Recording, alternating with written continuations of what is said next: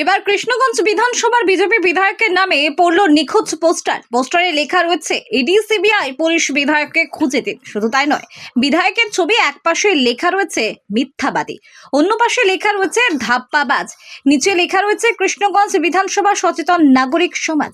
বিভিন্ন এলাকা জুড়ে এই পোস্টারের ছয়লাভ করা হয়েছে। সচেতন নাগরিক সমাজের নাম করে এই পোস্টার দেওয়া হলেও পোস্টারের পেছনে তৃণমূলের হাত রয়েছে বলে অভিযোগ করেন কৃষ্ণগঞ্জের বিধায়ক আশিস কুমার বিশ্বাস। আপনার বিধানসভা এলাকায় কৃষ্ণগঞ্জ, তারকনগর বিভিন্ন জায়গায় আপনার নামে নিখোঁজ পোস্টার পড়েছে, কি বলবেন? দেখুন, যাদের চোখে ছানি পড়েছে, যারা কানে শোনে না, তো তাদের তো এটা তো বলতেই হবে।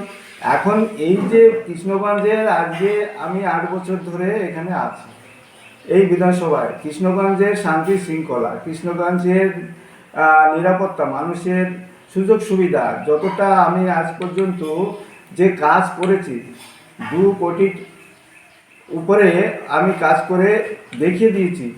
এখনও আমার কাজ চলছে। বিধায়ককে দেখতে পাবে না, ইডি সিবিআইকে বলছে।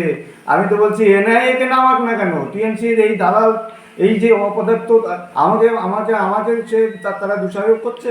এই বুধোর ঘাড়ে এইটা চাপানোর চেষ্টা করছে। নিজেদের দোষ, নিজেদের পায়ের তলার মাটি ছড়ে গেছে। এই 8 বছরে তার সেই সুযোগটা নিয়ে এই সুযোগ নেওয়ার জন্য এই 2026-এ যে তাদের এই পশ্চিমবঙ্গ থেকে বিসর্জন হয়ে যাবে, তার হাত থেকে বাঁচার জন্য আমাকে এই বিধায়কের নামে অপবাদ, অপপ্রচার আর এই কুৎসা রটানোর চেষ্টা করছে। মানুষ সেটা তার প্রতিফলন দেবে। মানুষ দেখবে এই পোস্টারে নিজেদের সাবাসী আর বাহবা আসবে না। টিএমসির যে দালালগুলো যে এই ধরনের অপপ্রচার করছে, তারা দেখুক যে কোথায় কাজ হচ্ছে না, আর তারা কটা কাজ করেছে সেটা আমি দেখে দিচ্ছি। এই বিডিও অফিসে যাক, জেলা পরিষদে যাক, পঞ্চায়েতে যাক, দেখুক যে কাজ হয়েছে কি হচ্ছে না।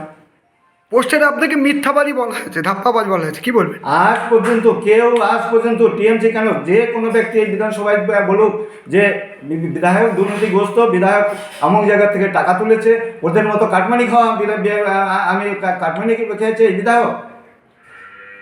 সরকারের বিধায়ক, তাদের নামে যে দুর্নীতি আছে, এখানকার যে সমস্ত টিএমসি নেতারা আছে, প্রত্যেকের নামে দুর্নীতি তকমা আছে। বিধায়কের নামে দুর্নীতি বলুক, দেখা যে বিধায়ক এখান থেকে টাকা তুলেছে, এখান থেকে চোরাচালানি করে, এখান থেকে মানব পাচার করে, এই ধরনের দেখা যে হ্যাঁ মিথ্যাবাদী। আমি যা প্রতিশ্রুতি দিয়েছি মানুষের কাছে, যা প্রতিশ্রুতি, সেই প্রতিশ্রুতি আমি রাখছি এবং সেটা করে দেখাচ্ছি। রাস্তাঘাট, জল, কল থেকে শুরু করে, এই সাংস্কৃতিক মঞ্চ থেকে শুরু করে যেখানে যেটা মানুষ চেয়েছে, আমার তরফ থেকে আমি 2 কোটি টাকার উপরে কাজ করেছি। এখনও 1 কোটি টাকার কাজ আন্ডার প্রোগ্রেস। তারা সেটা দেখতে পাচ্ছে না। অপবাদ দিলে বিধায়ককে দাবানো যাবে না। বিজেপির এটা ওয়াকাত। আমি সেই বিজেপির সেই নীতি নির্ধারণ আদর্শ নিয়ে আমি সততার সঙ্গে এই বিধানসভা দেখাশোনা করছি। বলছি 2026-এর ভোটের আগে আপনাকে নিয়ে এরকম পোস্টার ফেলার কারণটা কি? কারণ আছে যে অপবাদ দিয়ে যাতে তাদের সুবিধা নিতে পারবে। কিন্তু মানুষ জানে যে বিধায়কের নীতি, আদর্শ এবং তার সততা এবং স্বচ্ছতা। কারা এই পোস্টার মারতে পারে বলে মনে হয় আপনার? একদম টিএমসির এই তাদের পায়ের তলার মাটি নেই, তারা জিততে পারবে না। এবারেও কোনো ক্যান্ডিডেট দিলে, অনেক ক্যান্ডিডেট দিয়েছে, তাবড় নেতা দিয়েছে, ওই মানুষ তো তাদেরকে গ্রহণ করেনি। বিজেপি, একমাত্র বিজেপি, আগামী 2026-এ বিজেপি ক্ষমতায় আসছে, সেই ভয়ে যে এই বিধায়ককে ব্যতিব্যস্ত করা বা তার নামে অপবাদ দিয়ে যাতে মানুষের এই ধ্যানটা ঘোরানোর চেষ্টা করছে, এটা সফল হবে না।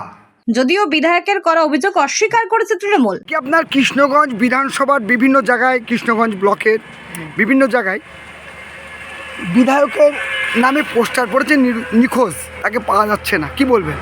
দেখুন, প্রথম কথা, যে যারা করেছে একদম সত্য ঘটনা যে উনি এমন একজন বিধায়ক, আমাদের এই কৃষ্ণগঞ্জ ব্লকে বিধানসভা বাগগ্রাম ব্লকে 133টা বুথ, তাকে 13 দিনের জন্য মানুষ দেখতে পায়নি। প্রথম কথা, মানুষ তো তার প্রতি বীতশ্রদ্ধ, অসন্তুষ্ট অবশ্যই, আর বিজেপি কর্মীরাও তার প্রতি অসন্তুষ্ট, কারণ তাকে বিজেপির মিটিং মিছিলও দেখা যায় না। সেটা তাদের অভ্যন্তরীণ বিষয়। কিন্তু সাধারণ মানুষ যারা সামান্য ছাত্রছাত্রীরা তাদের স্টাইপেন্ডের ফর্ম ফিল আপ সই করতে যায়, তাকে পাই না।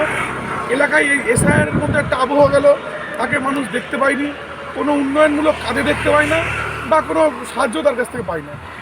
এই এই যে আপনি 26-এ নির্বাচনের আগে এই ধরনের পোস্টার, উনি অভিযোগ করেছেন শাসক দল অর্থাৎ তৃণমূলরা করেছে। শাসক দলের অত সময় নেই যে বর্তমানে যে সরকারি প্রকল্পগুলো হচ্ছে তার কাজ করবে না আশিস বিশ্বাস এমনি ভাববে। শাসক দলের এখনও অত খারাপ অবস্থা হয়নি যে আশিস বিশ্বাসের মতো লোককে নিয়ে পোস্টার মারবে। আমাদের বিরোধী দল বিজেপি এবং সিপিএম এদের বিরুদ্ধে আমাদের আন্দোলন।